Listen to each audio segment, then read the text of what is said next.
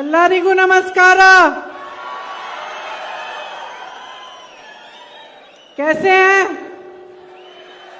बहुत समय से इंतजार कर रहे हैं। ಹೇಗಿದ್ದೀರಿ ಎಲ್ಲರೂ? ಬಹಳ ಹೊತ್ತಿಂದ ನೀವೆಲ್ಲ ಕಾಯ್ತಿದ್ದೀರಿ ಅಂತ ನಂಗೆ ಗೊತ್ತು। श्री सिद्धरमैया जी, श्री रणदीप सिंह सुरजेवाला जी, श्री बी के हरिप्रसाद जी, श्री डी सुधाकर जी, श्री जयचंद्र जी, श्री अजनेय जी, श्री सलीम अहमद जी, श्री गोपाल कृष्णा जी, श्री गोविंदप्पा जी, श्री रघुमूर्ति जी, श्री वेंकटेश जी, श्री केसी वीरेंद्र जी, श्रीमती पूर्णिमा जी, श्री एम की ताजपीर जी, मंच पर उपस्थित सभी नेतागण, सभी कांग्रेस के पदाधिकारीगण, मेरी प्यारी बहनें, मेरे प्यारे भाई, आप सबका इस सभा में बहुत बहुत स्वागत। ವೇದಿಕೆ ಮೇಲೆ ಉಪಸ್ಥಿತರಿರುವಂತಹ ಎಲ್ಲ ನಾಯಕ ನಾಯಕಿಯರಿಗೆ, ಎಲ್ಲದಕ್ಕಿಂತ ಮುಖ್ಯವಾಗಿ ನನ್ನೆಲ್ಲ ಅಣ್ಣ ತಮ್ಮ ಅಕ್ಕ ತಂಗಿಯರಿಗೆ ಈ ಒಂದು ಕಾರ್ಯಕ್ರಮಕ್ಕೆ ಸ್ವಾಗತ।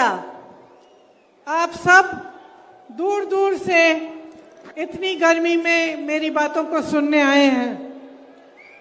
आज मुझे बहुत गर्व है कि मैं उसी मैदान पे खड़ी हूं जिस मैदान से दशकों पहले मेरी दादी श्रीमती इंदिरा गांधी जी ने आपसे बातचीत की थी।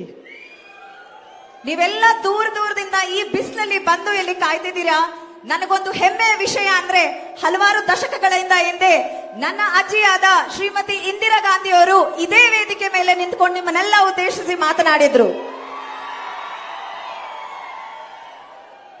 आप सब मेरे भाई मेरी बहन है, सब हर रोज परिश्रम करते हैं। कोई खेती में काम करता है, खेती को उपजाऊ बनाता है, कोई घर पे बच्चों की परवरिश करता है, बच्चों को बड़ा करके शिक्षित करके उनका भविष्य बनाने का काम करती हैं। कोई ऑफिस में काम करता है, कोई श्रमिक है, कोई मजदूरी करता है। सब अपने अपने जीवन में दिन रात परिश्रम करने वाले हैं। ನೀವೆಲ್ಲ ಕಷ್ಟ ಜೀವಿಗಳು। ಕೆಲವರು ಹೊಲದಲ್ಲಿ ಕೆಲಸ ಮಾಡಿದ್ರೆ, ಮಕ್ಕಳನ್ನ ಸಾಕ್ತಿದ್ದೀರಿ, ಮಕ್ಕಳನ್ನ ದೊಡ್ಡವ್ರು ಮಾಡಿ ಅವ್ರಿಗೆ ಒಂದು ಒಳ್ಳೆ ಭವಿಷ್ಯವನ್ನ ರೂಪಿಸ್ಕೊಡ್ತಿದ್ದೀರಿ, ಆಫೀಸಲ್ಲಿ ಕೆಲಸ ಮಾಡ್ತೀರಿ, ಮನೆಯಲ್ಲಿ ಕೆಲಸ ಮಾಡ್ತೀರಿ, ನಿಮ್ಮೆಲ್ಲರ ಕಷ್ಟ ಅರ್ಥ ಆಗತ್ತೆ। हो गया?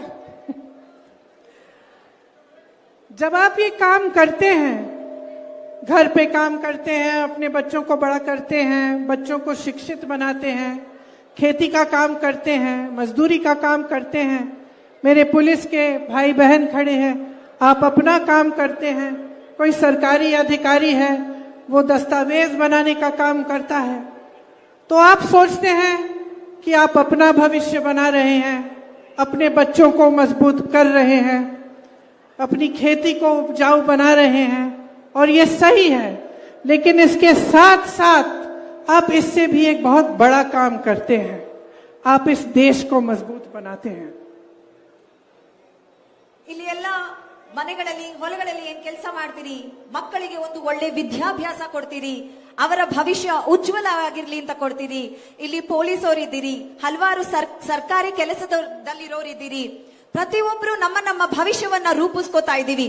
ಅದೆಲ್ಲದಕ್ಕಿಂತ ಮುಖ್ಯವಾಗಿ ನೀವು ಮತ್ತೊಂದು ಕೆಲಸ ಮಾಡ್ತೀರಾ, ಅದು ನಮ್ಮ ದೇಶವನ್ನ ಬಲಪಡಿಸುವಂತಹ ಕೆಲಸ ನೀವುಗಳು ಪ್ರತಿಯೊಬ್ಬರು ಇಲ್ಲಿ ಮಾಡ್ತಿದ್ದೀರಿ। आप अपने बच्चों को शिक्षित करते हैं, मेहनत से उनको पढ़ाते हैं, तो आप हमारे देश की नई पीढ़ी के भविष्य को मजबूत बनाते हैं। ಮಕ್ಕಳಿಗೆ ಯಾವಾಗ ನೀವು ಒಳ್ಳೆಯ ವಿದ್ಯೆ ಬುದ್ಧಿ ಕೊಡ್ತೀರಿ, ನಮ್ಮ ದೇಶದ ಭವಿಷ್ಯವನ್ನ, ಮುಂದಿನ ಪೀಳಿಗೆಯನ್ನ, ಒಂದು ಉತ್ತಮ ಭವಿಷ್ಯವನ್ನ ದೇಶಕ್ಕೆ ತಯಾರು ಮಾಡಿಸಿರೋದು ನೀವು। आप मजदूरी करके इमारतें बनाते हैं, तो आप देश का निर्माण करते हैं। ನೀವು ಶ್ರಮಪಟ್ಟು ಕಟ್ಟುತ್ತಿರುವ ದೇಶ ಇದು, ನಿಮ್ಮ ಶ್ರಮ, ನಿಮ್ಮ ಕಷ್ಟ, ನಿಮ್ಮ ಬೆವರಿಂದ ಕಟ್ಟಿರುವಂತಹ ದೇಶ ಇದು। आप खेती में काम करके खेती करते हैं, तो आप देश के पेट भरते हैं, आप लोगों को खाना दिलवाते हैं। ಹೊಲದಲ್ಲಿ ಕೆಲಸ ಮಾಡಿ ಬೆಳೆ ಬೆಳಿತೀರಾ, ದೇಶದ ಪ್ರತಿಯೊಬ್ಬರಿಗೂ ಅನ್ನದಾತರಾಗಿರುವಂತವರು ನೀವು. आपका जीवन संघर्ष का जीवन है, लेकिन आपका जीवन इस देश के निर्माण को करने का जीवन है और इस देश को आगे बढ़ाने का भी जीवन है. ನಿಮ್ಮೆಲ್ಲರ ಜೀವನ ಒಂದು ಸಂಘರ್ಷವಾದದ್ದು. ಅದರ ಜೊತೆಗೆ ಈ ದೇಶದ ನಿರ್ಮಾಣಕ್ಕಾಗಿ ನಿಮ್ಮೆಲ್ಲರ ಕೊಡುಗೆ ಅನ್ನೋದು ಬಹಳ ದೊಡ್ಡದು.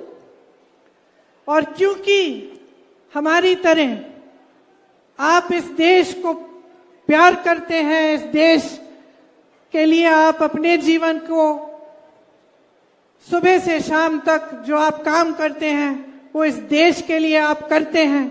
इसीलिए मैं आज अपने देश के बारे में आप सबसे बात करने के लिए यहाँ आई हूँ. ನೀವಿಲ್ಲಿ ಕಷ್ಟ ಪಡ್ತಿರೋದು ಈ ದೇಶದ ಮೇಲಿರುವಂತಹ ಪ್ರೀತಿಯಿಂದ, ದೇಶಭಕ್ತಿಯಿಂದ. ನೀವು ದೇಶವನ್ನ ಕಟ್ಟಿರುವಂತಹ ಶ್ರಮ ಏನಿದೆ ಅದಕ್ಕೆ ಈ ವೇದಿಕೆ ಮೂಲಕ ಈ ದೇಶದ ಬಗ್ಗೆ ಈಗ ನಾನು ಮಾತಾಡ್ತೀನಿ. क्योंकि ये देश आपका है, ये देश हमारा है और हमें इस देश की चिंता है. ಈ ದೇಶ ನಿಮ್ದು, ಈ ದೇಶ ನಮ್ಮೆಲ್ಲರದು. ನಮ್ಮೆಲ್ಲರಿಗೂ ದೇಶದ ಬಗ್ಗೆ ಚಿಂತೆ ಇದೆ, ದೇಶದ ಭವಿಷ್ಯದ ಬಗ್ಗೆ ಚಿಂತೆ ಇದೆ.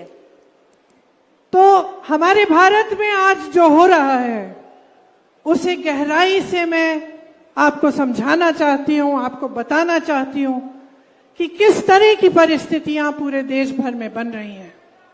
ಇವತ್ತು ಈ ದೇಶದಲ್ಲಿ ದೇಶಾದ್ಯಂತಹ ಎಂತಹ ಒಂದು ಪರಿಸ್ಥಿತಿ ಸೃಷ್ಟಿಯಾಗಿದೆ, ನಮ್ಮ ದೇಶದಲ್ಲಿ ಏನೇನ್ ಅನ್ಯಾಯಗಳು ನಡೀತಿದೆ ಅದರ ಬಗ್ಗೆ ನಾನೀಗ ಮಾತಾಡಬೇಕು ಅನ್ಕೊಂಡಿದ್ದೀನಿ. आज देश में दो अलग सच्चाइयां हैं.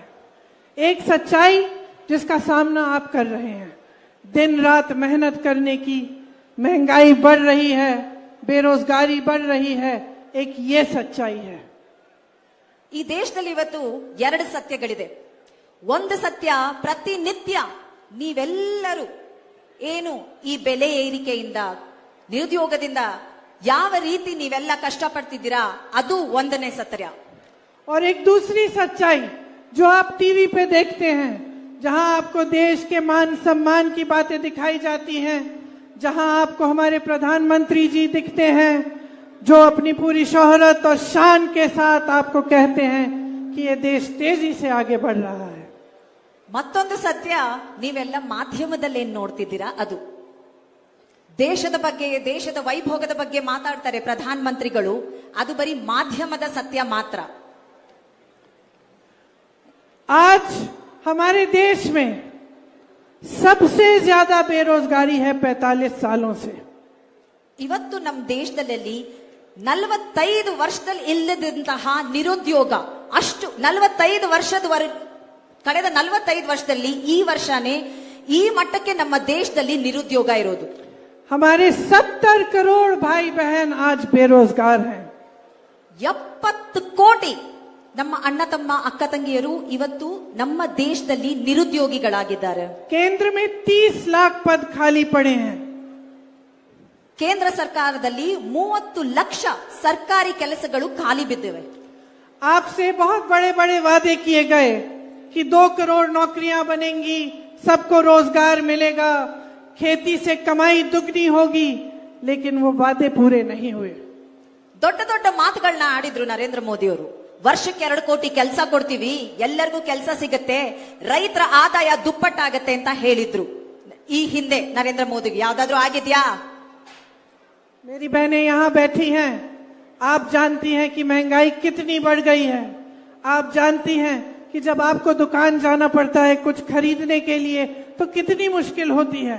जब त्योहार आता है, कुछ नया खरीदना है, घर में लिपाई पुताई करनी है, तो कितनी मुश्किल से, कितनी मेहनत से आप उसको पैसों को कमा पा रही हैं और खर्चा करना कितना मुश्किल हो गया है आपके लिए.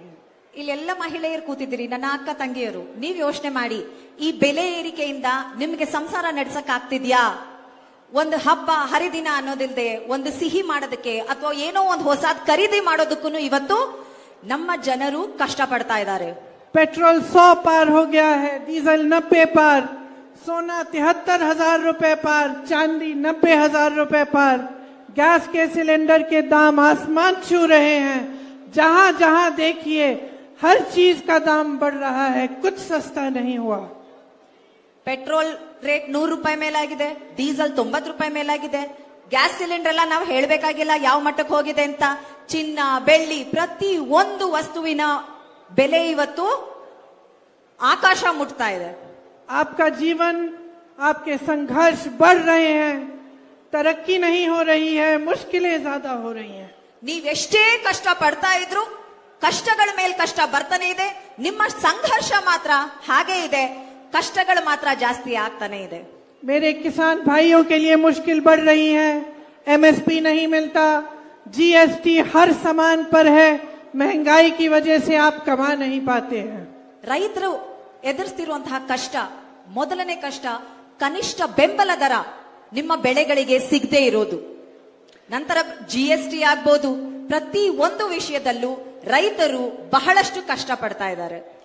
और इसके अलावा देश में एक अजीब सा सिलसिला शुरू हुआ है कि जो प्रधानमंत्री जी हैं और उनकी केंद्र की सरकार है, वो देश की सारी संपत्ति कुछ गिने चुने लोगों को दे रही है। ಇಲ್ಲೊಂದು ವಿಚಿತ್ರವಾದ ಕೆಲಸ ನಡೀತಿದೆ. ಈ ಕೇಂದ್ರ ಸರ್ಕಾರದಲ್ಲಿ ಪ್ರಧಾನ ಮಂತ್ರಿಗಳೇನ ಏನ್ ಮಾಡ್ತಿದ್ದಾರೆ, ದೇಶದ ಎಲ್ಲ ಆಸ್ತಿನೂ ಅವರ ಸ್ನೇಹಿತರು ಯಾರು ಬಂಡವಾಳಶಾಹಿಗಳಾಗ್ತಿದ್ದಾರೆ ಅವ್ರಿಗೆ ಮಾರ್ತಾ ಇದ್ದಾರೆ. मेरे किसान भाइयों के कर्ज माफ नहीं करेंगे, लेकिन बड़े बड़े उद्योगपतियों के 16 लाख करोड़ रुपयों का कर्ज माफ कर लेंगे। ನಮ್ಮ ರೈತರ ಸಾಲ ಮನ್ನಾ ಮಾಡೋದಕ್ಕಾಗೋದಿಲ್ಲ ಇವ್ರಿಗೆ. ಅದೇ ಈ ಬಂಡವಾಳಶಾಹಿಗಳು ಅವರ ಸ್ನೇಹಿತರಿದಾರಲ್ಲ ಅಂತವ್ರಿಗೆ 16 ಲಕ್ಷ ಕೋಟಿ ಸಾಲನ ಮನ್ನಾ ಮಾಡಿದ್ದಾರೆ. इस देश का लोहा, कोयला, बिजली, सड़कें, हवाई अड्डे, बंदरगाह, हाईवे, हमारे बड़े बड़े पीएसयू की सब्सिडरीज सब अपने दोस्तों को सौंप दी है।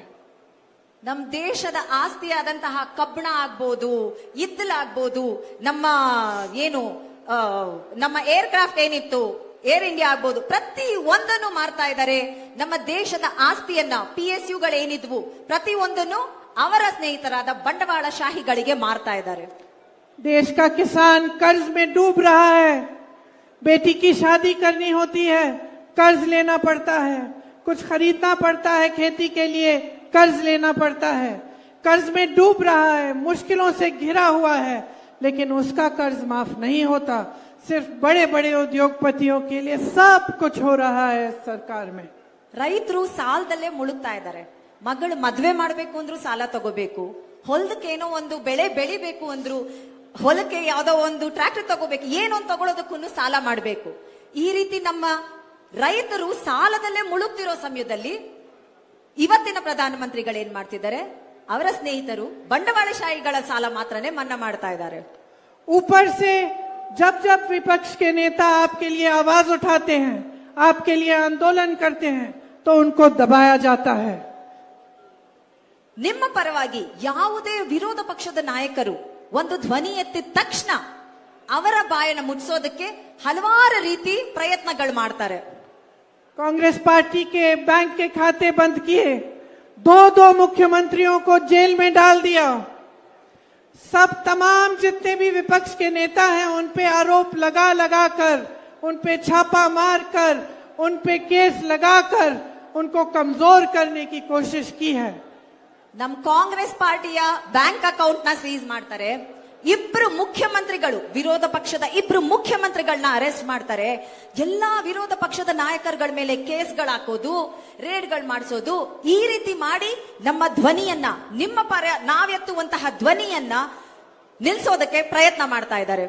और इस बीच प्रधानमंत्री मोदी जी एक स्कीम लाए, उसका नाम था इलेक्टोरल बॉन्ड्स। उसका मतलब था कि जो भी किसी भी राजनीतिक दल को चंदा देता है उसका नाम गुप्त रहना चाहिए। ಈ ಒಂದು ಸ್ಕೀಮ್ ಬಗ್ಗೆ ಎಲ್ಲ ಓದೇ ಇರ್ತೀರಿ ದಿನಪತ್ರಿಕೆಗಳಲ್ಲಿ, ಎಲೆಕ್ಟೋರಲ್ ಬಾಂಡ್ ಸ್ಕೀಮ್ ಅಂತ.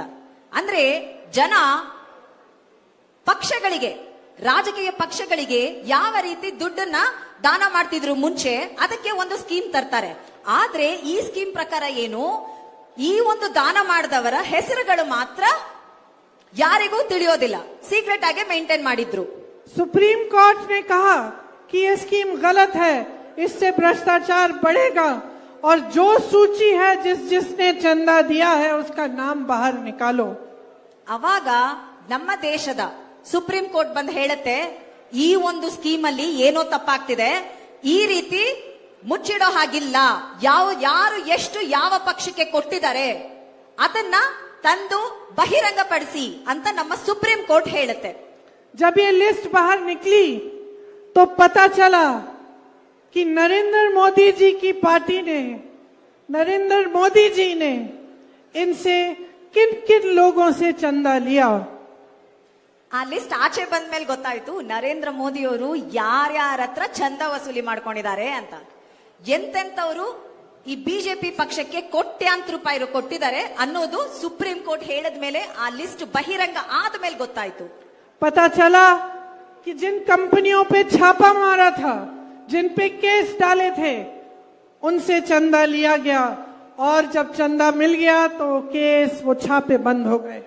ಯಾವ್ಯಾವ ಕಂಪನಿಗಳ ಮೇಲೆ ಕೇಸ್ಗಳು ರೇಡ್ಗಳಾಯ್ತಲ್ಲ ಆ ಕಂಪನಿಗಳು ಬಿಜೆಪಿ ಪಕ್ಷಕ್ಕೆ ಚಂದ ಕೊಟ್ಟಿದ್ದಾರೆ। ಆ ದುಡ್ಡು ಬಂದಿದ ತಕ್ಷಣ ಇದು ಯಾವಾಗ ಗೊತ್ತಾಯ್ತು? ಸುಪ್ರೀಂ ಕೋರ್ಟ್ ಲಿಸ್ಟ್ ರಿಲೀಸ್ ಮಾಡಿದ್ಮೇಲೆ ಗೊತ್ತಾಗಿದೆ ಇಂಥ ಕಂಪನಿಗಳು ಭ್ರಷ್ಟ ಕಂಪನಿಗಳಿಂದ ದುಡ್ಡು ತಗೊಂಡು ಬಿಜೆಪಿ ಕೇಸ್ಗಳನ್ನೆಲ್ಲ ಮುಚ್ಚಿದೆ। ಆ ಕಂಪನಿಗಳು ಯಾರ್ಯಾರು ದುಡ್ಡು ಕೊಟ್ರೋ ಆ ಕಂಪನಿಗಳನ್ನ ಮುಚ್ಚಿ ಹಾಕಿದ್ದಾರೆ ಕೇಸ್ಗಳನ್ನ। पता चला कि ऐसी कंपनियां थी उस लिस्ट में जिनका मुनाफा कम था लेकिन चंदा ज्यादा दिया। ಎಷ್ಟೋ ಕಂಪನಿಗಳ ಲಾಭಕ್ಕಿಂತ ಹೆಚ್ಚು ದಾನ ಮಾಡಿದ್ದಾರೆ ಬಿಜೆಪಿಗೆ। ಅಂತ ಕಂಪನಿಗಳು, ಅಂತಹ ಭ್ರಷ್ಟ ಕಂಪನಿಗಳು ಲಿಸ್ಟ್ ಅಲ್ಲಿ ಇದೆ।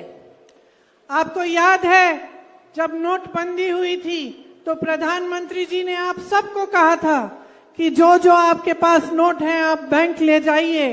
आप लाइन में खड़े हुए, आपको कहा कि ये देशभक्ति होगी आपकी, क्योंकि सारा काला धन वापस देश में आएगा। याद है आपको? ಡಿಮಾನಿಟೈಸೇಷನ್ ಅಂತ ಮಾತ್ರ ನೋಟ್ ಬಂದಿ ನೆನ್ಪಿದ್ಯಾ ಎಲ್ಲರಿಗೂ? ಎಲ್ಲರನ್ನು ಕ್ಯೂ ಅಲ್ಲಿ ನಿಲ್ಸಿದ್ರು, ಏನಂತ ಹೇಳಿದ್ರು? ದೇಶದಲ್ಲಿರೋ ಎಲ್ಲ ಕಪ್ಪು ಹಣನ ತಗೊಂಡ್ ಬರ್ತೀವಿ ಅಂತ ಹೇಳಿದ್ರು। ಇದು ದೇಶಭಕ್ತಿ, ದೇಶಕ್ಕೋಸ್ಕರ ನೀವೆಲ್ಲ ಕಷ್ಟಪಡಿ ಅಂತ ಹೇಳಿದ್ರು। उस समय कोई काला धन नहीं आया, लेकिन आज साफ दिख रहा है कि किस तरह से काले धन को सफेद करके इन्होंने अपनी पार्टी में चंदा दिलवाया। ಆ ಸಮಯದಲ್ಲಿ ನೀವೆಷ್ಟು ಕಷ್ಟಪಟ್ಟಿದ್ದೀರಿ, ಆದ್ರೂ ಯಾವ ಕಪ್ಪು ಹಣನೂ ಹಿಡಿಯಕ್ಕಾಗ್ಲಿಲ್ಲ ಅವರಿಗೆ। ಆದ್ರೆ ಇವತ್ತು ಕಾಣಿಸ್ತಾ ಇದೆ ಯಾವ ರೀತಿ ಅವರು ಎಲ್ಲ ಕಪ್ಪು ಹಣನ ಸರಿಯಾದ ನೈತಿಕ ಹಣವಾಗಿ ಕನ್ವರ್ಟ್ ಮಾಡಿದ್ದಾರೆ ಅಂತ। जो कंपनी 150 करोड़ से ज्यादा नहीं कमा रही है वो 1100 करोड़ की चंदा कैसे दे रही है? 1,500 ಕೋಟಿ ದುಡಿದಿರುವಂತ ಕಂಪನಿ 11,000 ಕೋಟಿನೂ ಕೊಡೋಕ್ ರೆಡಿ ಇದೆ। और पूरा हमला विपक्ष पर साध रहे हैं, कह रहे हैं रोज रोज कि विपक्ष भ्रष्ट है, हर नेता को भ्रष्ट कह रहे हैं। सच्चाई ये है कि वो पूरी तरह से भ्रष्ट है। ಈ ರೀತಿ ಅವರು ಮಾಡ್ತಿರುವುದನ್ನ ಮುಚ್ಚಾಕೋದಕ್ಕೆ ವಿರೋಧ ಪಕ್ಷದ ನಾಯಕರನ್ನ ಭ್ರಷ್ಟರನ್ನಾಗಿ ಕರೆದು ಇಡೀ ದೇಶದ ಎಲ್ಲಾ ವಿರೋಧ ಪಕ್ಷದ ನಾಯಕರು ಕೂಡ ಭ್ರಷ್ಟರು ಅಂತ ಕರೀತಾ ಇದ್ದಾರೆ। सच्चाई ये है कि इन्होंने देश को गुमराह किया है 10 सालों से। ನಿಜಾಂಶ ಏನಂದ್ರೆ ಇವತ್ತು ದೇಶವನ್ನ ಇವರು ಆರ್ಥಿಕವಾಗಿ ಹಾಳು ಮಾಡ್ತಾ ಇರೋದು।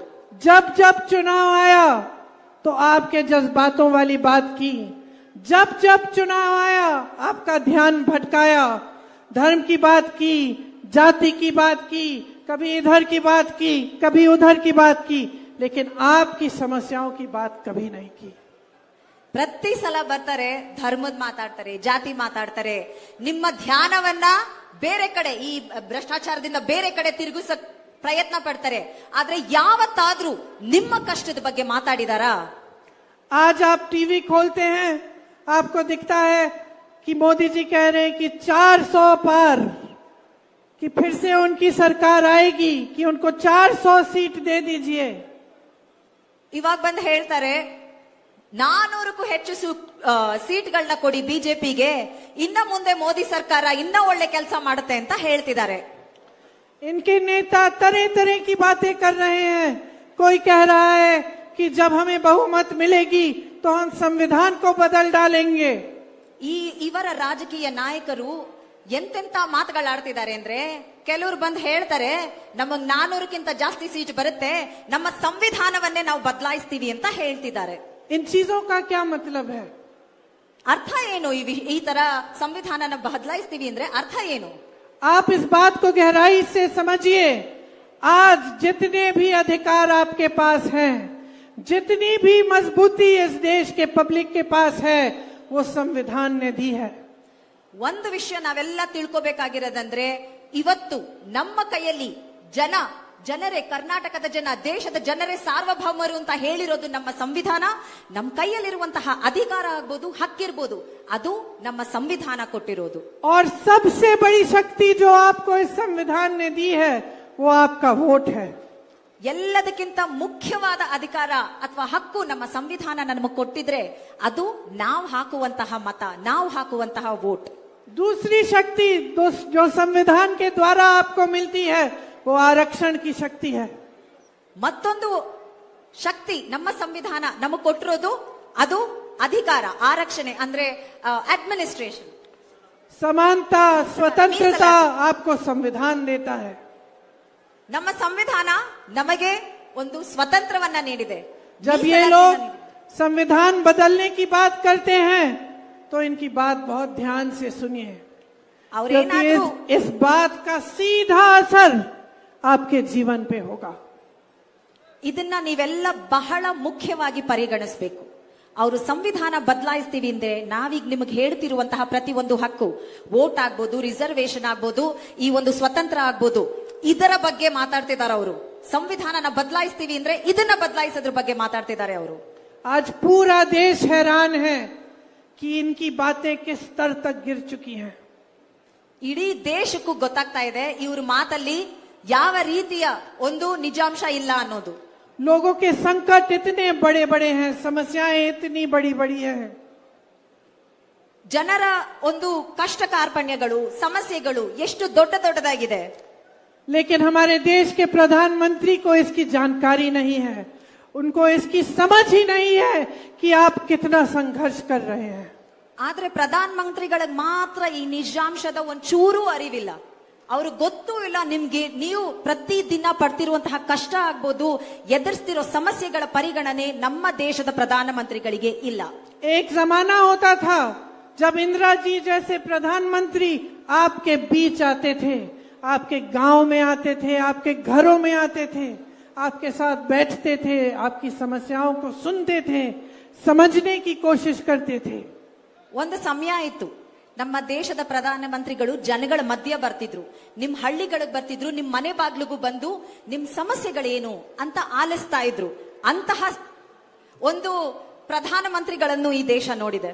और वो जमाना मैंने देखा है जब प्रधानमंत्री होते हुए भी किसी गरीब के घर चले गए किसी गांव में, तो उनको ये हक था उस गांव वाले को कि वो डांट लेते प्रधानमंत्री को, वो कह देते कि आपने मेरा काम नहीं किया, और प्रधानमंत्री नाराज नहीं होते, वो श्रद्धा से कहते कि मैं आपका काम करके आपको दूंगा. ಒಂದ್ ಸಮಯ ಇತ್ತು, ಯಾವುದೋ ಒಂದು ಹಳ್ಳಿಯಲ್ಲಿ ಯಾವುದೋ ಒಂದು ಮನೆಯಲ್ಲಿ ಒಬ್ಬ ರೈತ ಕೂಡ ಒಂದು ಲೆಟರ್ ಬರೆದು ಪ್ರಧಾನಮಂತ್ರಿಯ ಒಂದು ಧ್ಯಾನವನ್ನ ಸೆಳ್ಕೋಬಹುದಿತ್ತಂತೆ. ಅವಾಗ ಪ್ರಧಾನಮಂತ್ರಿಗಳು ಕೋಪಿಸ್ಕೋತಾ ಇರ್ಲಿಲ್ಲ. ಅವರಿಗೆ ಅವರ ಕಷ್ಟವನ್ನ ಅರ್ತು ನಾನ್ ನಿಮ್ಮ ಸಮಾಧಾನ ಹೇಳ್ತಿದ್ರಂತೆ. ನಿಮ್ಮ ಕೆಲಸ ಏನೇ ಇದ್ರು ಮಾಡ್ಕೊಡ್ತೀವಿ ಅಂತ ಪ್ರಧಾನಮಂತ್ರಿಗಳು, ಆ ಕಾಲದ ಪ್ರಧಾನಮಂತ್ರಿಗಳು ಮಾಡ್ತಿದ್ದಂತಹ ಕೆಲಸ. एक जमाना था जब देश में एक नेता खड़ा होता था तो देशवासी उससे ये आशा रखते थे कि वो एक नैतिक इंसान होगा, उससे नैतिकता की आशा रखते थे. ಒಂದು ಸಮಯ ಇತ್ತು, ನಮ್ಮ ದೇಶದ ಜನತೆ ಒಂದು ರಾಜಕೀಯ ನಾಯಕರನ್ನ, ಒಂದು ನೈತಿಕತೆ ಉಳ್ಳುವಂತಹ ವ್ಯಕ್ತಿಯನ್ನ ಮಾತ್ರನೇ ನಾವು ರಾಜಕೀಯ ನಾಯಕರನ್ನಾಗಿ ಚುನಾಯಿಸ್ತಾ ಇದ್ವಿ. आज देश के सबसे बड़े नेता नैतिकता को छोड़ के नाटक करते हैं आपके सामने. ಇವತ್ತು ದೇಶದ ಅತಿ ಉನ್ನತ ಸ್ಥಾನದಲ್ಲಿ ಇರುವಂತವರು ನೈತಿಕತೆ ಬಿಟ್ಟು ಬರೀ ನಾಟಕ ಆಡ್ತಾ ಇದ್ದಾರೆ. एक जमाना था जब हम अपने नेताओं से ये उम्मीद रखते थे कि वो सत्य के पथ पे चलेंगे. ಒಂದ್ ಸಮಯ ಇತ್ತು, ನಾವೆಲ್ಲ ನಮ್ಮ ದೇಶದ ರಾಜಕೀಯ ನಾಯಕರು ಒಂದು ಸತ್ಯದ ದಾರಿಲೇ ನಡೀತಾರೆ ಅನ್ನುವಂತಹ ನಂಬಿಕೆ ಇದ್ದಂತಹ ಒಂದು ಸಮಯ ಅದು. आज देश के सबसे बड़े नेता अपनी सत्ता दिखाने निकलते हैं, अपनी शान अपनी शोहरत दिखाते हैं, लेकिन सत्य के पथ पर नहीं चलते. ಇವತ್ತಿನ ರಾಜಕೀಯದ ನಾಯಕರು ಅತಿ ದೊಡ್ಡ ಸ್ಥಾನದಲ್ಲಿರೋರು ಸತ್ಯದ ದಾರಿಯಲ್ಲಿ ನಡೀತಿಲ್ಲ, ಬರೀ ಅಧಿಕಾರದ ದರ್ಪ ತೋರಿಸ್ತಾರೆ, ತಮ್ಮ ಒಂದು ವೈಭೋಗದ ಜೀವನವನ್ನ ತೋರಿಸ್ಕೊಂಡು ಓಡಾಡ್ತಿದ್ದಾರೆ ಹೊರತು ಸತ್ಯ ದಾರಿಯಲ್ಲಿ ಮಾತ್ರ ನಡೀತಿಲ್ಲ. एक जमाना था जब नेता में परोपकार होता था, सेवा की भावना होती थी. आज हम देश के सबसे बड़े नेता में सिर्फ अहंकार देख रहे हैं. ಒಂದ್ ಸಮಯ ಇತ್ತು, ನಮ್ಮ ದೇಶದ ಪರಂಪರೆ ಏನಂದ್ರೆ ರಾಜಕೀಯದವರು ಸತ್ಯದ ದಾರಿಯಲ್ಲಿ ನಡೆಯೋರು ಒಂದು ಸೇವಾ ಮನೋಭಾವನೆ ಇಟ್ಕೊಂಡಿರ್ತಿದ್ರು. ಆದ್ರೆ ಇವತ್ತಿನ ಈ ಒಂದು ರಾಜಕೀಯ ನಾಯಕ ಅಹಂಕಾರದಿಂದಾನೇ ನಡೀತಾ ಇದ್ದಾರೆ. हमारे हिंदू धर्म की परंपरा रही है, हमारे देश की राजनीति की परंपरा भी रही है कि सत्य के पथ पर चल के सेवा भाव से देश की सेवा की जाए. ನಮ್ಮ ಹಿಂದೂ ಪರಂಪರೆ ಆಗ್ಬೋದು, ನಮ್ಮ ದೇಶದ ರಾಜಕೀಯ ಪರಂಪರೆ ಆಗ್ಬೋದು, ಒಬ್ಬ ನಾಯಕನಲ್ಲಿ ನಾವೆಲ್ಲ ಕಾಣೋದು ಒಂದು ಸತ್ಯದ ದಾರಿಯಲ್ಲಿ ಅವ್ರು ನಡಿಬೇಕು, ಒಂದು ಸೇವಾ ಮನೋಭಾವ ಇಟ್ಕೊಂಡು ಅವರೆಲ್ಲ ನಡಿಬೇಕು ಅಂತ. और उसी सेवा भाव से चाहे भगवान राम ने प्रजा के लिए काम किया, प्रजा के को आगे बढ़ाया, उसी सेवा भाव से महात्मा गांधी जी ने आपकी सेवा की. और जितने भी प्रधानमंत्री आए, मैं कह सकती हूँ किसी भी पार्टी के रहे, उनके दिलों में भी देश की जनता के प्रति श्रद्धा होती थी और सेवा भाव होता था. ಶ್ರೀರಾಮನು ಕೂಡ ಇದೇ ಸೇವಾ ಮನೋಭಾವದಿಂದ ಸತ್ಯಧಾರಿಲಿ ನಡೆದವರು. ಹಾಗೆ ಈ ದೇಶದ ಎಲ್ಲಾ ಪ್ರಧಾನಮಂತ್ರಿಗಳು ಇದುವರೆಗೂ ಒಂದು ಸತ್ಯದ ದಾರಿ ಬಿಟ್ಟು ನೈತಿಕತೆನ ಬಿಟ್ಟು ನಡೆದಿಲ್ಲ. लेकिन आज नरेंद्र मोदी जी की सरकार में, उनके 10 सालों के राज में सिर्फ झूठों का बोलबाला है. ಆದ್ರೆ ಈ ಒಂದು 10 ವರ್ಷದ ಆಡಳಿತ ಏನು ನರೇಂದ್ರ ಮೋದಿ ಅವರ ನೇತೃತ್ವದಲ್ಲಿ ನಡೀತು, ಅದರ ಬರೀ ಸುಳ್ಳಿನ ಒಂದು ಸರಮಾಲೆ ಇರುವಂತಹ ಸರ್ಕಾರ. गलत तरह से सरकारों को गिराते हैं तो पूरी मीडिया कहती है कि मोदी जी का मास्टर स्ट्रोक है. ತಪ್ಪು ದಾರಿಯಲ್ಲಿ ಅಧಿಕಾರವನ್ನ ಕಿತ್ಕೊಳ್ಳೋದು, ಸರ್ಕಾರನ ಬೀಳಿಸೋದು, ಈ ರೀತಿ ಮಾಡ್ತಾರೆ. ಮಾಧ್ಯಮದವರು ಅದನ್ನೇ ನರೇಂದ್ರ ಮೋದಿ ಅವರ ಮಾಸ್ಟರ್ ಸ್ಟ್ರೋಕ್ ಅಂತ ಹೇಳ್ತಾರೆ. किसी की हिम्मत नहीं होती कि वो निंदा करें, कि वो कहें कि लोकतंत्र के सारे असूल तोड़ के इन्होंने सरकार को गिराया है. ಯಾರು ಆ ಧೈರ್ಯ ಮಾಡ್ತಿಲ್ಲ. ಇವರು ಈ ಸರ್ಕಾರವನ್ನ ಬೀಳಿಸಿರೋದು ಅನೈತಿಕತೆಯಿಂದ ಅಸಾಂವಿಧಾನಿಕವಾಗಿ ಇವರು ಈ ಸರ್ಕಾರನ ಬೀಳಿಸಿರೋದು ಅಂತ ಪ್ರಶ್ನೆ ಮಾಡುವಂತಹ ಒಂದು ಧೈರ್ಯ ಯಾರು ಮಾಡ್ತಾ ಇಲ್ಲ. 100 करोड़ देके विधायकों को खरीदते हैं तो सब कहते हैं कि देखिए ऐसा काम सिर्फ मोदी कर सकते हैं. 100 ಕೋಟಿ ಕೊಟ್ಟು ನಾಯಕರನ್ನ ಖರೀದಿ ಮಾಡ್ಕೋತಾರೆ. ಅವಾಗ ಮಾಧ್ಯಮದವ್ರು ಹೇಳ್ತಾರೆ, ನೋಡಿ ನರೇಂದ್ರ ಮೋದಿ ಅವ್ರು ಮಾತ್ರನೇ ಇಂಥ ದೊಡ್ಡ ಕೆಲಸ ಮಾಡಕ್ಕಾಗೋದು ಅಂತ. चुनाव के समय रोजगार की बात नहीं करते, महंगाई को कम करने की बात नहीं करते, आपकी शिक्षा की सुविधाओं की बात नहीं करते, स्वास्थ्य सुविधाओं की बात नहीं करते, भड़काऊ बातें करते हैं, ध्यान भटकाने वाली बातें करते हैं और सारी मीडिया दंडवत होकर उनके साथ लगी रहती है. ಚುನಾವಣೆ ಸಮಯದಲ್ಲಿ ನಿರುದ್ಯೋಗದ ಬಗ್ಗೆನೋ, ಬೆಲೆ ಏರಿಕೆ ಬಗ್ಗೆ, ನಿಮ್ಮ ಆರೋಗ್ಯದ ಬಗ್ಗೆ ಆಗ್ಬೋದು, ನಿಮ್ಮ ಮಕ್ಕಳ ಶಿಕ್ಷಣದ ಬಗ್ಗೆ ಆಗ್ಬೋದು ಮಾತಾಡೋದಿಲ್ಲ. ಏನೋ ಒಂದು ಮಾಡಿ ಪ್ರತಿಯೊಬ್ಬರ ಧ್ಯಾನನ ಧರ್ಮ ಜಾತಿ ಅನ್ಕೊಂಡು ಬೇರೆ ಕಡೆ ಹರಿಸುವಂತಹ ಪ್ರಯತ್ನಗಳು ಮಾಡ್ತಾರೋರು. सब कहते हैं कि विदेश में भी ये चर्चा है कि मोदी जी इस दुनिया के सबसे बड़े नेता हैं. ಎಲ್ಲ ಹೇಳೋದೇನಂದ್ರೆ ವಿದೇಶದಲ್ಲೂ ಹೇಳ್ತಾರಂತೆ, ಜಗತ್ತಿಗೆ ಪ್ರಸಿದ್ಧರು ಮೋದಿ ಅವರು ಎಲ್ಲರಿಗಿಂತ ಉತ್ತಮ ನಾಯಕ ಅಂತ. इतनी सत्ता, इतनी शान, इतनी शोहरत, इतना घमंड, इतना गुमान.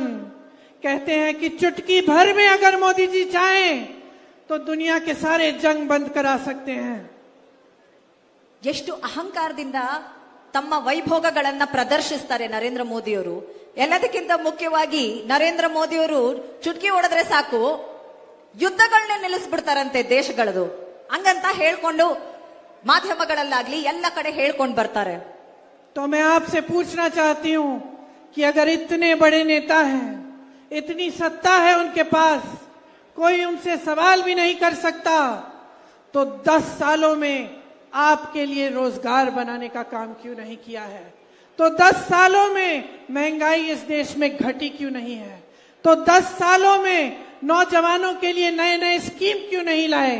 तो 10 सालों में आपके घरों में तरक्की क्यों नहीं आई है? ನಿಮ್ಮ ಈ ಅಧಿಕಾರನ ಬಳಸ್ಕೊಂಡು ಇಷ್ಟ ಬಲಿಷ್ಠ ನಾಯಕರಾಗಿದ್ರೆ ನೀವು ಈ 10 ವರ್ಷದಲ್ಲಿ ನಮ್ಮ ದೇಶದಲ್ಲಿ ಇರುವಂತಹ ಬೆಲೆ ಏರಿಕೆ ಯಾಕೆ ಕಮ್ಮಿ ಆಗಿಲ್ಲ? ನಿರುದ್ಯೋಗ ಯಾಕೆ ಕಮ್ಮಿ ಆಗಿಲ್ಲ? ನಮ್ಮ ರೈತರು ಪ್ರತಿಯೊಬ್ರು ಪಡ್ತಿರುವಂತಹ ಕಷ್ಟ ಯಾಕೆ ಕಮ್ಮಿ ಆಗ್ತಿಲ್ಲ? ನಿಮ್ಮ ಅಧಿಕಾರ ನೀವಿಷ್ಟು ಬಲಿಷ್ಠರು ಅಂತ ಬರೀ ಹೇಳ್ಕೋತಿರಲ್ಲ, ಇದೆಲ್ಲ ಮಾಡೋದಕ್ಕಾಗ್ತಿಲ್ವಾ? आपने 10 सालों में देखा कि इनके 2-3 उद्योगपति मित्र कहां से कहां चले गए, दुनिया के सबसे अमीर इंसान बन गए, क्योंकि मोदी जी ने उनका समर्थन किया, मोदी जी ने सारे देश की संपत्ति उनको सौंप दी. ಇಬ್ರು ಬಂಡವಾಳಶಾಹಿಗಳು ನರೇಂದ್ರ ಮೋದಿ ಅವರ ಸ್ನೇಹಿತರು, ಅವರು ಮಾತ್ರ ಎಲ್ಲಿಂದ ಅವರ ಆಸ್ತಿ ಮಾತ್ರ ಯಾವ ಮಟ್ಟಕ್ಕೆ ಜಾಸ್ತಿ ಆಗಿದೆ ಅಂದ್ರೆ ಜಗತ್ತಿನ ಅತಿ ಶ್ರೀಮಂತರಲ್ಲಿ ಇವ್ರುಗಳು ನರೇಂದ್ರ ಮೋದಿ ಅವರ ಇಬ್ರು ಸ್ನೇಹಿತರು ಬಂಡವಾಳಶಾಹಿಗಳಾಗಿದ್ದಾರೆ. ಈ 10 ವರ್ಷದಲ್ಲಿ ಏನಾದ್ರೂ ಒಳ್ಳೇದಾಗಿದೆ, ಅಭಿವೃದ್ಧಿ ಆಗಿದ್ರೆ ಆ ಇಬ್ರು ನರೇಂದ್ರ ಮೋದಿ ಅವರ ಬಂಡವಾಳಶಾಹಿ ಸ್ನೇಹಿತರಿಗೆ ಮಾತ್ರ. आपको रोज रोज बताया जाता है कि गर्व होना चाहिए, देश का सम्मान बढ़ रहा है, देश आगे बढ़ रहा है, लेकिन मैं आपसे पूछना चाहती हूं कि आपको क्या मिला है इन 10 सालों में? ದಿನಾ ಹೇಳ್ಕೊಂಡು ಬರ್ತಾ ಇದ್ದಾರೆ ದೇಶದ ಮರ್ಯಾದೆ ಹೆಚ್ಚುತ್ತಾ ಇದೆ, ದೇಶ ಮುಂದುವರಿತಾ ಇದೆ, ಜಗತ್ತಿನಲ್ಲೇ ದೇಶ ಒಂದು ದೊಡ್ಡ ಮಟ್ಟಕ್ಕೆ ಏರ್ತಾ ಇದೆ ಅಂತ. ಒಂದು ಬಹಳ ಸುಲಭವಾದ ಪ್ರಶ್ನೆ ಕೇಳ್ತೀವಿ, ನಿಮ್ ಜೀವನದಲ್ಲಿ ಏನಾದ್ರೂ ಒಳ್ಳೇದಾಗಿದ್ಯಾ ಈ 10 ವರ್ಷದಲ್ಲಿ ಅಂತ ಯೋಚನೆ ಮಾಡಿ. आपके बच्चों को रोजगार मिला है? ನಿಮ್ ಮಕ್ಕಳಿಗೆ ಕೆಲಸ ಸಿಕ್ಕಿದ್ಯಾ? महंगाई कम हुई है? ಬೆಲೆ ಏರಿಕೆ ಕಮ್ಮಿ ಆಗಿದ್ಯಾ? आपके लिए अस्पताल बनाए हैं? ಆಸ್ಪತ್ರೆಗಳು ಏನಾದ್ರೂ ಅವರು ಕಟ್ಟಿಸ್ಕೊಟ್ಟಿದಾರಾ? कोई एम्स IIT जैसे संस्थान बनाए हैं? ಈ ಹಿಂದೆ ನಮ್ಮ ಸರ್ಕಾರ ಕಟ್ಟಿಸಿದಂತಹ ಏಮ್ಸ್ IITಗಳು ಅಂಥದ್ ಯಾವ್ದಾದ್ರೂ ಈ ಸರ್ಕಾರ ಕಟ್ಟಿಸ್ಕೊಟ್ಟಿದ್ಯಾ? क्या काम किया है? ಏನ್ ಕೆಲಸ ಮಾಡಿದಾರೆ ಮತ್ತೆ? और अगर इतना काम किया है जैसे ये लोग कहते हैं, तो 10 सालों के बाद जब आपके सामने खड़े होते हैं और चुनाव में आपका वोट मांगते हैं, तो अपने काम के आधार पर क्यों नहीं मांग रहे हैं? धर्म के आधार पर क्यों मांग रहे हैं? जाति के आधार पर क्यों मांग रहे हैं? आपके जज्बातों के आधार पर क्यों मांग रहे हैं? ನಿಜವಾಗ್ಲೂ ಅವ್ರು ಈ 10 ವರ್ಷದಲ್ಲಿ ಕೆಲಸ ಮಾಡಿದಿದ್ರೆ ಈ ರೀತಿ ರಾಜಕೀಯ ವೇದಿಕೆಗಳಲ್ಲಿ ನಿಂತ್ಕೊಂಡು ನಾವಿಷ್ಟು ಕೆಲಸ ಮಾಡಿದೀವಿ, ಇದರ ಆಧಾರದ ಮೇಲೆ ನಮಗೆ ವೋಟ್ ಹಾಕಿ ಅಂತ ಕೇಳ್ತಿದ್ರು. ಧರ್ಮದ ಆಧಾರದ ಮೇಲೆ ಕೇಳ್ತಿದ್ರಾ? ಜಾತಿ ಆಧಾರದ ಮೇಲೆ ಕೇಳ್ತಿದ್ರಾ ವೋಟ್ನ? ಇಲ್ಲ, ಅವ್ರು ನಿಜವಾಗ್ಲೂ ಕೆಲಸ ಮಾಡಿದ್ರೆ ಕೆಲಸದ ಆಧಾರದ ಮೇಲೆ ಕೇಳ್ತಿದ್ರು. यहाँ सूखा पड़ा, कर्नाटका की सरकार ने मोदी जी की सरकार से मदद मांगी. सिद्धरमैया जी बैठे हैं, उनसे पूछिए, 1 रुपया मदद नहीं मिला. ಇಲ್ಲಿ ನಮ್ಮ ರಾಜ್ಯಕ್ಕೆ ಬರಬೇಕಾಗಿರುವಂತಹ ಅನುದಾನವನ್ನ ನಮ್ಮ ಮುಖ್ಯಮಂತ್ರಿಗಳಾದ ಸಿದ್ದರಾಮಯ್ಯನವರು ಹಲವಾರು ಬಾರಿ ನಮ್ಮ ದೇಶದ ಪ್ರಧಾನಮಂತ್ರಿಗಳಿಗೆ ಲೆಟರ್ ಬರೆದಿದ್ದಾರೆ, ಕೇಳಿದ್ದಾರೆ. 1 ಪೈಸಾ ಇದುವರೆಗೂ ಬಿಡುಗಡೆ ಮಾಡಿಲ್ಲ. रायचूर में कितने लंबे समय से एम्स की मांग है, कोई सुनवाई नहीं हुई, आज तक उसका नाम भी नहीं आया.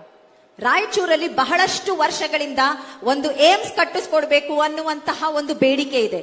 ಇದುವರೆಗೂ ಅದರ ಬಗ್ಗೆ ಒಂದು ಕೂಡ ಉಸಿರೇ ಎತ್ತುತ್ತಾ ಇಲ್ಲ, ಅವ್ರು ಅದ್ರ ಬಗ್ಗೆ ಮಾತಾಡೋದು ಇಲ್ಲ. कलासा बंडूरी नाला परियोजना से आप सबको पानी का पीने का पानी मिलता, वो अब तक मंजूर ही नहीं हुआ है केंद्र से. ನಿಮ್ಮ ಮನೆಗಳಲ್ಲಿ ಕುಡಿಯುವ ನೀರಿಗಾಗಿ ಮಾಡಿದಂತಹ ಯೋಜನೆಯಿಂದ ಯಾರು ಕೂಡ ಫಲಾನುಭವಿಗಳಿಲ್ಲ, ಯೋಜನೆ ಮಾತ್ರ ಇದೆ. अपर भद्रा परियोजना से चित्रदुर्गा, तुमकुरू, दावंगेड़े और चिकमंगलुरु को पानी देने की योजना थी. आज तक केंद्र सरकार ने उसके लिए पैसा नहीं दिया। ಅಪ್ಪರ್ ಭದ್ರಾ ಯೋಜನೆಯಿಂದ ಚಿತ್ರದುರ್ಗ, ದಾವಣಗೆರೆ, ತುಮಕೂರಿಗೆ ಕುಡಿಯುವ ನೀರನ್ನ ಯೋಜನೆ ಬರಬೇಕಿತ್ತು, ಅದು ಕೂಡ ಇದುವರೆಗೂ ಆಗಿಲ್ಲ. कर्नाटका की टैक्स में हिस्सेदारी को घटाकर 62,000 करोड़ रुपए का नुकसान कराया है इस प्रदेश का। ಕರ್ನಾಟಕದ ಟ್ಯಾಕ್ಸ್ 12,000 ಕೋಟಿ ಹೋಗ್ತಾ ಇದೆ ಸೆಂಟ್ರಲ್ ಗವರ್ಮೆಂಟ್.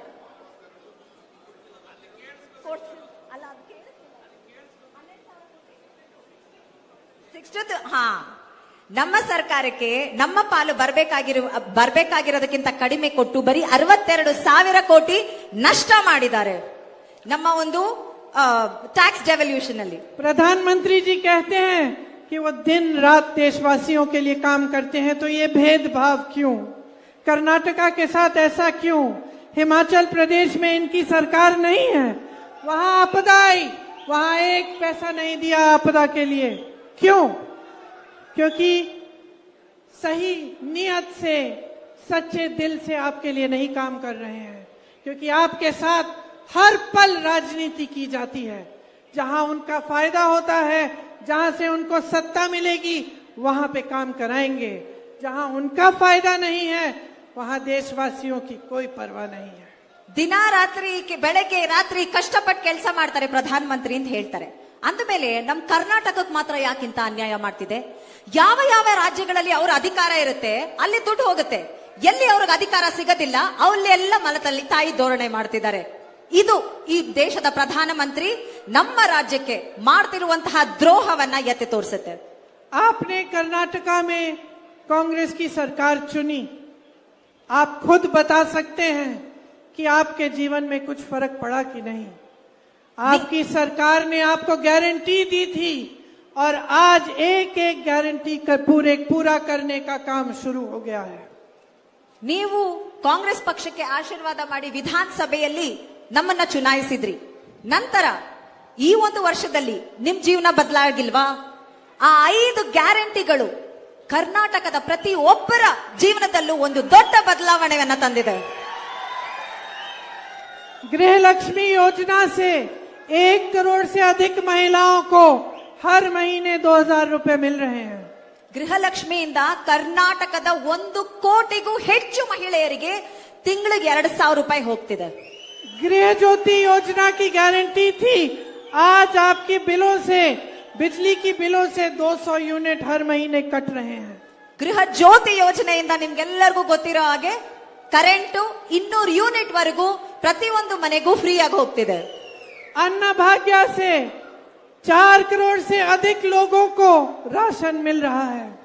ಅನ್ನಭಾಗ್ಯ ಯೋಜನೆಯಿಂದ 4 ಕೋಟಿಗೂ ಹೆಚ್ಚು ಜನ ಇವತ್ತು ರೇಷನ್ ತಗೋತಾ ಇದ್ದಾರೆ. मेरी बहनें मुफ्त में बस यात्रा कर रही हो कि नहीं? कर रही हो? अच्छा लग रहा है? सुविधा हो रही है? क्योंकि आपने सही सरकार चुनी. युवा निधि में 1.5 लाख युवाओं को वजीफा और 10 लाख और जल्द ही 10 लाख को भी वजीफा मिलेगा. और ये केवल शुरुआत है. कांग्रेस पार्टी ने पूरे देश भर के लिए एक न्याय पत्र बनाया है. ನನ್ನೆಲ್ಲ ಅಕ್ಕ ತಂಗಿಯರು ಖುಷಿಯಾಗಿದ್ದೀರಾ ಇಲ್ವಾ? ಶಕ್ತಿ ಯೋಜನೆಯಲ್ಲಿ ಬಸ್ಗಳಲ್ಲಿ ಫ್ರೀ ಆಗಿ ಓಡಾಡ್ತಿದ್ದೀರಾ ಇಲ್ವಾ? ಯುವ ನಿಧಿಯಲ್ಲಿ 10 ಲಕ್ಷಕ್ಕೂ ಹೆಚ್ಚು ಯುವ ಜನತೆಗೆ ಇವತ್ತು ಭರ್ತಿ ಸಿಗ್ತಾ ಇದೆ. 3,000 ರೂಪಾಯಿ ಏನು ಗ್ರಾಜುಯೇಟ್ಸ್ಗೆ ಕೊಡ್ತಾ ಇದೀವಿ, 1,500 ರೂಪಾಯಿ ಡಿಪ್ಲೊಮಾದವ್ರಿಗೆ ಕೊಡ್ತಾ ಇದೀವಿ. ಪ್ರತಿ ಆ ಒಂದು ಫಲಾನುಭವಿಗಳಿಗೆ ಸಿಗ್ತಾ ಇದೆ. इस देश के हर गरीब परिवार में जो सबसे ज्यादा उम्र की महिला है, उसे 1 लाख रुपए सालाना हमारी सरकार देगी. ಇವತ್ತು ಕೇಂದ್ರ ಸರ್ಕಾರದಲ್ಲಿ ನಮ್ಮ ಒಂದು ಪಕ್ಷ ಆಡಳಿತಕ್ಕೆ ಬಂದ್ರೆ ಬಿಪಿಎಲ್ ಕಾರ್ಡ್ ಇಡುವಂತಹ ಬಡತನ ರೇಖೆಗಿಂತ ಕೆಳಗಿರುವಂತಹ ಕುಟುಂಬಗಳಲ್ಲಿ ಮಹಿಳೆಯರಿಗೆ ಅಂದ್ರೆ ಯಜಮಾನಿಯರಿಗೆ ವರ್ಷಕ್ಕೆ 1 ಲಕ್ಷ ರೂಪಾಯಿಯನ್ನ ಕೊಡಬೇಕು ಅನ್ಕೊಂಡಿದ್ದೀವಿ. केंद्र की नई भर्तियों में आधे पद महिलाओं के लिए आरक्षित होंगे. ಕೇಂದ್ರ ಸರ್ಕಾರದ ಸರ್ಕಾರಿ ಉದ್ಯೋಗಗಳಿದೆಯಲ್ಲ ಅದರಲ್ಲಿ 50% ಅಷ್ಟು ರಿಸರ್ವೇಶನ್ ಹೆಣ್ಮಕ್ಳಿಗೆ ಅಂತ ಇಟ್ಟಿರ್ತೀವಿ. आशा, आंगनवाड़ी और रसोईया महिलाओं के लिए मानदेय में केंद्र का योगदान 2 गुना होगा. ಆಶಾ ಕಾರ್ಯಕರ್ತೆಯರು, ಅಂಗನವಾಡಿ ಟೀಚರ್ಗಳು, ಕಾರ್ಯಕರ್ತೆಯರು ಮತ್ತೆ ಬಿಸಿ ಊಟದ ಕಾರ್ಯಕರ್ತೆಯರು ಎಲ್ಲರಿಗೂ ಅವರ ಒಂದು ವೇತನ ದುಪ್ಪಟ್ಟಾಗತ್ತೆ. 25 लाख तक स्वास्थ्य की सारी सुविधाएं आपके लिए मुफ्त होंगी. ಪ್ರತಿ ಕುಟುಂಬಕ್ಕೂ 25 ಲಕ್ಷದಷ್ಟು ಹೆಲ್ತ್ ಇನ್ಶೂರೆನ್ಸ್ ಅಂದ್ರೆ ಆರೋಗ್ಯ ವಿಮೆ ಸಿಗತ್ತೆ. 30 लाख सरकारी पद आज खाली हैं. मोदी जी के राज में ये 10 सालों से इतने पद खाली हैं, लेकिन किसी ने भरने का काम नहीं किया. कांग्रेस ये गारंटी दे रही है कि इन पदों को भरा जाएगा, इनमें भर्ती की जाएगी. 10 ವರ್ಷದಿಂದ ನರೇಂದ್ರ ಮೋದಿ ಅವರ ಸರ್ಕಾರದಲ್ಲಿ 30 ಲಕ್ಷ ಸರ್ಕಾರಿ ಹುದ್ದೆಗಳು ಖಾಲಿ ಬಿದ್ದಿವೆ. ನಮ್ಮ ಕಾಂಗ್ರೆಸ್ ಪಕ್ಷದ ಗ್ಯಾರಂಟಿ ಏನಂದ್ರೆ ನಮ್ಮ ಸರ್ಕಾರ ಆಡಳಿತಕ್ಕೆ ಬಂದಾಗ ಈ ಅಷ್ಟು ಉದ್ಯೋಗಗಳನ್ನ ಭರ್ತಿ ಮಾಡ್ತೀವಿ. शिक्षा के लोन माफ किए जाएंगे और स्नातक पास बच्चों के लिए अप्रेंटिसशिप का प्रोग्राम होगा, जिससे वो 1 लाख रुपए सालाना कमा पाएंगे. ಎಲ್ಲಾ ಶಿಕ್ಷಣದ ಮೇಲಿರುವಂತಹ ಸಾಲವನ್ನ ಮನ್ನಾ ಮಾಡ್ತೀವಿ. ಜೊತೆಗೆ ಸ್ನಾತಕೋತ್ತರ ಪದವೀಧರರೇನಿದ್ದಾರೆ ಅವರಿಗೆ 1 ವರ್ಷಕ್ಕೆ 1 ಲಕ್ಷ ರೂಪಾಯಿಯಷ್ಟು ಏನು ವೃತ್ತಿ ಧನದ ಒಂದು ಕೆಲಸವನ್ನ ಗ್ಯಾರಂಟಿ ಆಗಿ ಕೊಡ್ತೀವಿ. 5,000 करोड़ का एक स्टार्टअप फंड बनेगा, जिससे जब कोई युवा अपना छोटा कारोबार शुरू करना चाहेगा उसको सुविधा मिलेगी. 5,000 ಕೋಟಿಯಷ್ಟು ಫಂಡ್ಸ್ ನ ಸ್ಟಾರ್ಟ್ಅಪ್ ಫಂಡ್ ಅಂತ ಎತ್ತಿಡ್ತೀವಿ. ಯಾವ ನಮ್ಮ ಯುವ ಜನತೆ ಒಂದು ಹೊಸ ಉದ್ಯಮವನ್ನ ಸೃಷ್ಟಿ ಮಾಡಬೇಕು, ಶುರು ಮಾಡಬೇಕು ಅಂತ ಇರ್ತಾರೆ, ಅವರಿಗೆ ಸಹಾಯ ಧನವಾಗಿ ಈ 5,000 ಕೋಟಿಯಷ್ಟು ಧನವನ್ನ ಅವರಿಗೋಸ್ಕರ ಎತ್ತಿಡ್ತೀವಿ. अग्निवीर जैसे स्कीम जो रोजगार के लिए और नौजवानों के लिए घातक हैं, उनको खत्म किया जाएगा और जैसे पहले सेना में भर्ती होती थी उसी तरह से की जाएगी. ಅಗ್ನಿವೀರ್ ಸ್ಕೀಮ್ ಏನ್ ತಂದಿದ್ರು ನರೇಂದ್ರ ಮೋದಿ ಅವರು, ದೇಶದಾದ್ಯಂತ ಅದರ ವಿರುದ್ಧ ಏನು ನಮ್ಮ ಯುವ ಜನತೆ ಹೋರಾಡಿದ್ರು ಅದನ್ನ ನಿಲ್ಲಿಸ್ತೀವಿ. ಈ ಹಿಂದೆ ಭಾರತೀಯ ಸೇನೆಯಲ್ಲಿ ಯಾವ ರೀತಿ ನೇಮಕಾತಿ ಆಗ್ತಿತ್ತೋ ಅದೇ ರೀತಿ ನೇಮಕಾತಿ ಮಾಡ್ತೀವಿ. देश भर में मेरे श्रमिक भाई बहनों का बहुत शोषण होता है. कांग्रेस पार्टी ये गारंटी दे रही है कि उनके स्वास्थ्य के अधिकार को कानून बनाएंगे, उसका कानूनी गारंटी होगा और जांच से इलाज तक वो इसका फायदा उठा पाएंगे. ದೇಶದ ಶ್ರಮಿಕರ ಮೇಲೆ ಹಲವಾರು ದೌರ್ಜನ್ಯಗಳು ನಡೆಯುತ್ತೆ. ಅವರ ಸ್ವಾಸ್ಥ್ಯದ ಬಗ್ಗೆ, ಅವರ ಆರೋಗ್ಯದ ಬಗ್ಗೆ ನಮಗೆ ಕಾಳಜಿ ಇದೆ. ಅದನ್ನ ಅವರ ಆರೋಗ್ಯವ ತಪಾಸಣೆಯಿಂದ ಆರೋಗ್ಯ ಸರಿ ಹೋಗೋವರೆಗೂ ಏನೇ ಕಾಯಿಲೆ ಇದ್ರು ಅದರ ಒಂದು ಜವಾಬ್ದಾರಿಯನ್ನ ಅವರ ಹಕ್ಕು ಅಂತ ನಮ್ಮ ಸರ್ಕಾರ ನೀಡುತ್ತೆ. पूरे राष्ट्र में 400 रुपए की न्यूनतम मजदूरी तय होगी और शहरों में जिस तरह से गांव में मनरेगा से 100 दिन के रोजगार की गारंटी मिलती थी, उसी तरह से शहरों में भी रोजगार की गारंटी सरकार देगी. ಈ ಒಂದು ಮನ್ರೇಗಾ ಯೋಜನೆ ಏನು ಹಳ್ಳಿಗಾಡಿನಲ್ಲಿ ಗ್ರಾಮೀಣ ಪ್ರದೇಶದಲ್ಲಿತ್ತು ಅದನ್ನ ಸಿಟಿಯಲ್ಲೂ ಮಾಡ್ತೀವಿ. 400 ರೂಪಾಯಿ ದಿನಕ್ಕೆ, ಇಷ್ಟ ದಿನ ಏನು 250 ರೂಪಾಯಿ ವೇತನ ಇತ್ತು ಅದನ್ನ 400 ರೂಪಾಯಿಗೆ ಹೆಚ್ಚಳ ಮಾಡ್ತೀವಿ. ओला, उबर, जोमैटो डिलीवरी वाले जो वर्कर्स हैं उनको सामाजिक सुरक्षा दी जाएगी. ಓಲಾ, ಊಬರ್ ಈ ರೀತಿ ಏನು ನಮ್ಮ ಯುವ ಜನತೆ ಕೆಲಸ ಮಾಡ್ತಿದ್ದಾರೆ ಈ ಕಂಪನಿಗಳಲ್ಲಿ, ಅವರಿಗೆ ಏನು ಒಂದು ಸಾಮಾಜಿಕ ಭದ್ರತೆ ಇಲ್ಲ. ಅಂಥವರಿಗೂ ಕೂಡ ಒಂದು ನೀತಿಯನ್ನ ಸೃಷ್ಟಿಸಿ ಸಾಮಾಜಿಕ ಭದ್ರತೆಯನ್ನ ಕೊಡ್ತೀವಿ.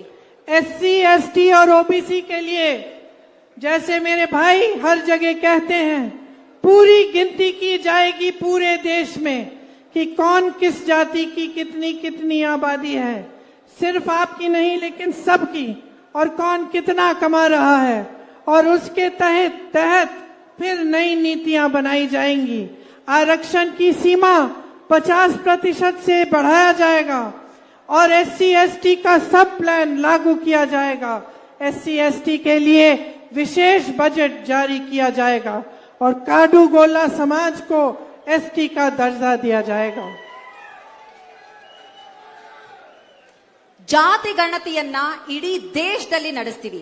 ಹಿಂದುಳಿದ ವರ್ಗಗಳು, ಪರಿಶಿಷ್ಟ ಪಂಗಡ, ಪರಿಶಿಷ್ಟ ಜಾತಿಯವರು, ಪ್ರತಿಯೊಂದು ಸಮುದಾಯದವರು ಎಷ್ಟು ಜನ ಇದ್ದಾರೆ, ಸಾಮಾಜಿಕವಾಗಿ, ಶೈಕ್ಷಣಿಕವಾಗಿ, ಆರ್ಥಿಕವಾಗಿ ಯಾವ ಸಮುದಾಯ ಎಷ್ಟು ಮುಂದುವರೆದಿದೆ ಅನ್ನುವಂತಹ ಒಂದು ಗಣತಿ ನಡೆಸಿ ನಮ್ಮ ನೀತಿಗಳು ಈ ಒಂದು ಗಣತಿಯ ರಿಪೋರ್ಟ್ ಪ್ರಕಾರನೇ ಮಾಡಿ ಎಲ್ಲರ ಒಂದು ಸಾಮಾಜಿಕ ನ್ಯಾಯವನ್ನ ಸ್ಥಾಪಿಸೋದಕ್ಕೆ ಅಂತ ಮಾಡ್ತೀವಿ.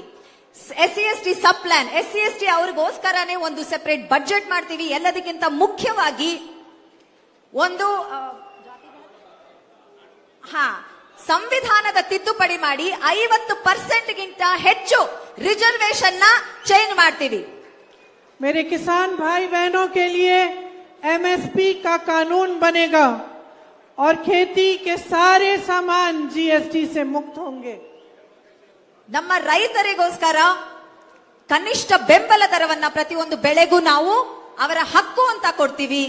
ಎಲ್ಲದಕ್ಕಿಂತ ಮುಖ್ಯವಾಗಿ ಕೃಷಿಯನ್ನ GST ಇಲ್ಲದಿರುವ ಹಾಗೆ, ಕೃಷಿ ಕ್ಷೇತ್ರದಲ್ಲಿ GST ಇಲ್ಲದಿರೋ ಹಾಗೆ ಮಾಡ್ತೀವಿ. खेती के लिए नई आयात निर्यात नीति बनेगी. भूमिहीनों को जमीन दी जाएगी.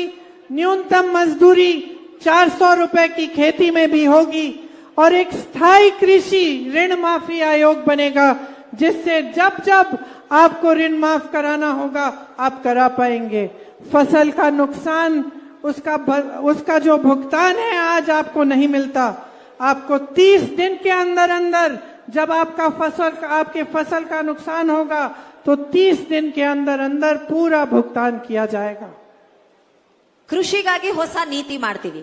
ಇದರಲ್ಲಿ ಭೂಮಿ ಇಲ್ದಿರೋರಿಗೆ ಭೂಮಿ ಹಂಚಿಕೆ ಆಗ್ಬೋದು, ಸಾಲ ಮನ್ನಾ ಮಾಡೋದಕ್ಕೆ ಅಂತ ಒಂದು ಸಮಿತಿಯನ್ನ ರಚನೆ ಮಾಡೋದಾಗ್ಬೋದು. ಎಲ್ಲದಕ್ಕಿಂತ ಮುಖ್ಯವಾಗಿ ಕೃಷಿ, ನಮ್ಮ ಬೆಳೆಯ ಹಾನಿ ಆದಾಗ ಅದಕ್ಕೆ ಸಿಗಬೇಕಾಗಿರುವಂತಹ ವಿಮೆಯನ್ನ 30 ದಿವಸದ ಒಳಗೆ ರೈತರ ಬ್ಯಾಂಕ್ ಅಕೌಂಟಿಗೆ ಡೈರೆಕ್ಟ್ ಆಗಿ ಹೋಗೋ ಹಾಗೆ ಮಾಡ್ತೀವಿ. देखिए, आज जो देश में हो रहा है वो सही नहीं है. सही इसलिए नहीं है क्योंकि देश की जो आबादी है, ज्यादातर जो देश का गरीब है, किसान है, मजदूर है, अधिकारी है, देश के मिडिल क्लास है, जो दिन रात काम करके अपने आप को आगे बढ़ाने की कोशिश कर रहे हैं, उन्हें नकारा जा रहा है और कुछ गिने चुने लोगों को खूब आगे बढ़ाया जा रहा है. पूरे देश की संपत्ति दी जा रही है. आपके लिए काम होना चाहिए, यही राजनीति का असूल होना चाहिए. और जिस तरह के नेता आजकल आपके सामने इधर उधर की बातें करके आपके वोट ले रहे हैं, ये बहुत गलत हो रहा है आपके साथ. ಈ ಹಿಂದೆ ಒಂದು ವಿಷಯ ಹೇಳದ್ ಮತ್ತೆ, ಕಾಡುಗೊಲ್ಲ ಸಮುದಾಯವನ್ನು STಗೆ ಸೇರಿಸ್ತೀವಿ ಅಂತ ನಮ್ಮ ಮೇಡಮ್ ಪ್ರಿಯಾಂಕಾ ಗಾಂಧಿ ಅವರು ಹೇಳಿದ್ದಾರೆ. ನಮ್ಮ ದೇಶದಲ್ಲಿರುವಂತಹ ಕ್ಷಮಿಕರು, ರೈತರು, ಮಹಿಳೆಯರು, ಪ್ರತಿ ಒಂದು ಹಿಂದುಳಿದ ಸಮುದಾಯ ಆಗ್ಬಹುದು, ಒಂದು ಕಷ್ಟಪಡ್ತಿರುವಂತಹ ಸಮುದಾಯ ಆಗ್ಬಹುದು, ನಿಮ್ಮ ವೋಟ್ನ ಮಾತ್ರನೇ ಈ ಹಿಂದಿನ ಸರ್ಕಾರ ಕೇಳುತ್ತೆ. ಆದ್ರೆ ನಾವು ನಿಮ್ಮ ಧ್ವನಿಯಾಗಿರ್ತೀವಿ. ನಿಮ್ಮ ಉದ್ಧಾರಕ್ಕೋಸ್ಕರ, ನಿಮ್ಮ ಅಭಿವೃದ್ಧಿಗೋಸ್ಕರ ನಾವು ಮಾಡ್ತೀವಿ ನಮ್ಮ ನೀತಿಗಳನ್ನ. इस देश के संविधान को बचाना है, इस देश के लोकतंत्र को बचाना है, इस देश के किसान, मजदूर, आम आदमी को बचाना है और आगे बढ़ाना है. तो आपको बहुत सोच समझकर इस चुनाव में अपना वोट देना पड़ेगा. किसी की बातों में मत पड़ो, इधर उधर भटको मत. अपना पूरा ध्यान अपनी समस्याओं पर और अपने जीवन पर रखो. इस चुनाव में आपका वोट आप ही के पक्ष में जाना चाहिए. आपके भविष्य को मजबूत बनाने के पक्ष में, आपके देश को मजबूत बनाने के पक्ष में और आपके बच्चों को अपने पैरों पे खड़े होने के पक्ष में जाना चाहिए. ನಮ್ಮ ಸಂವಿಧಾನದ ಸಂರಕ್ಷಣೆ ಆಗೋದಾಗ್ಬೋದು, ನಮ್ಮ ಪ್ರಜಾಪ್ರಭುತ್ವದ ಸಂರಕ್ಷಣೆ ಆಗ್ಬೋದು, ನಮ್ಮ ರೈತರು, ನಮ್ಮ ಹಿಂದುಳಿದ ವರ್ಗಗಳು ಪ್ರತಿಯೊಬ್ಬರದ ಸಂರಕ್ಷಣೆ ಆಗ್ಬೋದು. ಅದು ಆಗೋದೇ ನಿಮ್ಮ ಒಂದು ವೋಟಿಂದ. ಯಾರು ಏನೇ ಆದ್ರೂ ನಿಮ್ಮ ಧ್ಯಾನ ಆ ಕಡೆ ಈ ಕಡೆ ಹೋಗ್ಬಾರ್ದು. ನೀವು ವೋಟ್ ಮಾಡಕ್ ಮುಂಚೆ ನಿಮ್ಮ ಜೀವನದ ಬಗ್ಗೆ ಯೋಚನೆ ಮಾಡಿ. ನಿಮ್ಮ ಜೀವನಕ್ಕೆ, ನಿಮ್ಮ ಮಕ್ಕಳಿಗೆ, ಅವರ ಭವಿಷ್ಯಕ್ಕೆ ಯಾರು ಒಂದು ಒಳ್ಳೆಯ ನೀತಿಗಳನ್ನ ಮಾಡ್ತಾರೆ ಅದರ ಬಗ್ಗೆ ಯೋಚನೆ ಮಾಡ್ಕೊಂಡು ನೀವು ವೋಟ್ ಹಾಕಿ. मेरी आशा है कि जिस तरह से आपने मेरी बातों को आज सुना है, जब आप वोट डालने जाएंगे तो मेरी बातों पर आप ध्यान देंगे, उनको याद करेंगे और अपने विवेक से अपनी ही मजबूती के लिए, अपने देश को, लोकतंत्र को मजबूत बनाने के लिए आप कांग्रेस पार्टी को वोट देंगे और कांग्रेस के उम्मीदवार को जिताएंगे। आप सबको बहुत बहुत धन्यवाद। जय कर्नाटक, जय हिंद। ಇಷ್ಟು ಸಮಾಧಾನವಾಗಿ ನೀವೆಲ್ಲ ನನ್ನ ಮಾತು ಕೇಳಿದಿರಿ. ಇದನ್ನೇ ವೋಟ್ ಮಾಡೋದಕ್ಕೆ ಮುಂಚೆ ಯೋಚನೆ ಮಾಡಿ, ನಿಮ್ಮ ಜೀವನದ ಬಗ್ಗೆ ಯೋಚನೆ ಮಾಡಿ, ನಿಮ್ಮ ಸಮಸ್ಯೆಗಳ